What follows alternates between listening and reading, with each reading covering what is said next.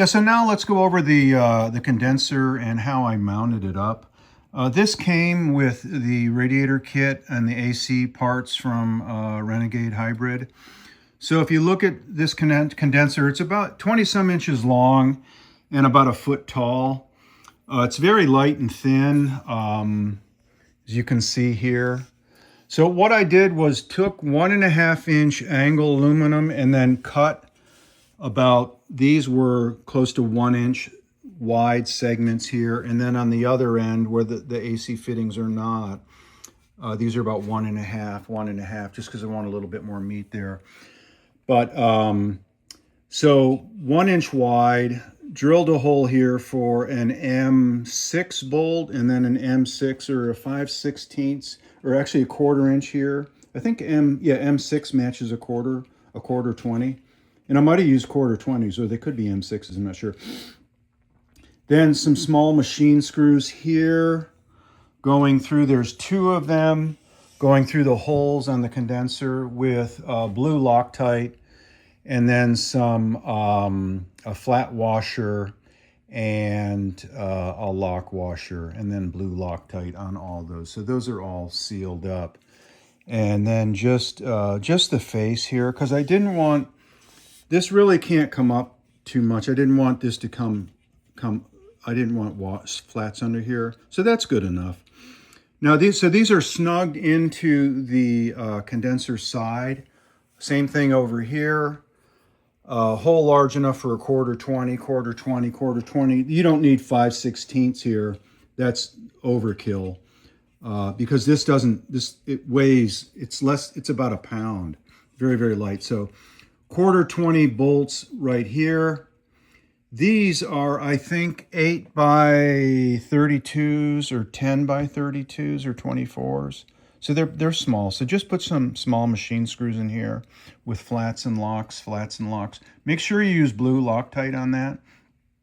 And then you have your AC fitting. That's a number, that's the bottom. So it goes like this right above the radiator. You can tell this is larger than that. That's the number 6 that goes to the dryer out of the bottom of the condenser. And then this is the number 8 that comes in from your compressor on the engine, on your LS. So you run that number 8 all the way from the compressor up through the bottom of the car, and then through the, I drilled some holes on a flat ledge that I found in the bottom of the smuggler's box, and then put bulkhead pass-through fittings there from Vintage Air, which were a combination number 8, number 10, and the 10 there in that smuggler's box is the 10 that comes out of the evaporator and then goes back to the compressor, and then the 8 from the compressor comes up to this in the condenser. And then your more condensed liquid comes out at the bottom after it condenses, and that goes to the dryer, which then has that's a number 6 that goes into the dryer. Then on the output of the dryer is a number 6, and that goes into your evaporator. So just wanted to show the mounts that I used, because you kind of really can't find what people are doing for these Renegade hybrid setups for their condensers and radiators. So there you go. That's what I did. And again, this is aluminum. This is 1.5 inch angle aluminum that's cut. So yeah, this is the full length of the 1.5 here, and the head is cut off. This is shortened here. There's about a 1/2 inch cut off right here. Drilled a hole, and because this can't be too high. This can't be 1.5 by 1.5 deep, because it's too high to go into the shroud. I'll show you that later. So there you go. That's the fastening method that I used. All right, so I have the condenser mounted on top of the radiator and the radiator fastened in. So let's go over the setup here. Once again, this is the Renegade Hybrids radiator condenser kit that you get for AC and cooling. So there is a 1.5 inch angle iron support right here that I put 3 M6 bolts here through with a flat, and on the other side I have flats and locks. and about a ½ inch is cut off on this edge here, and there's 1/8 inch rubber self-adhesive that sticks up to this top, not to the radiator, but it's glued to this piece.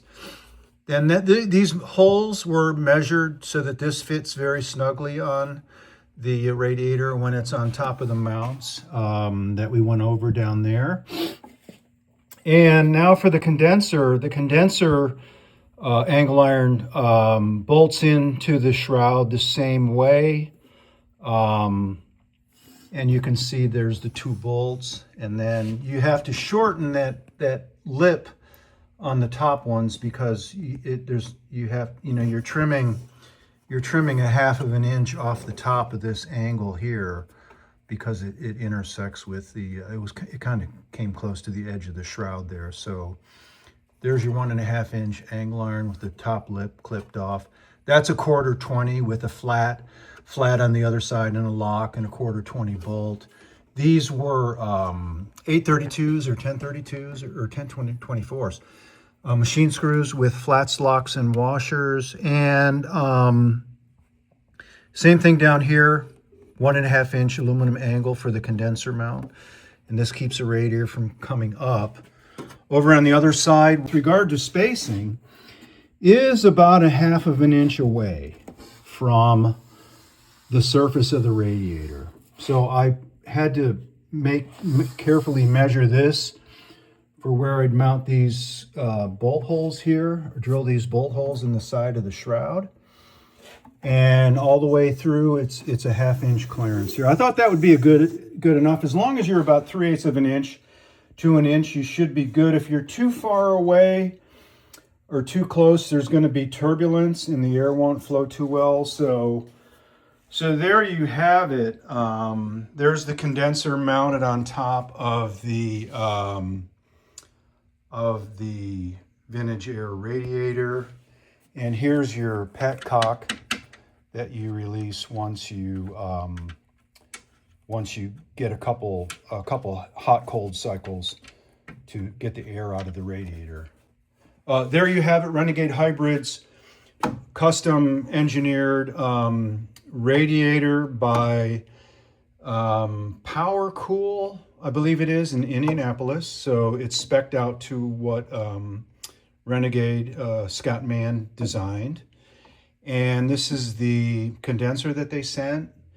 And this is how I mounted the condenser in front of the radiator and how I actually mounted the radiator.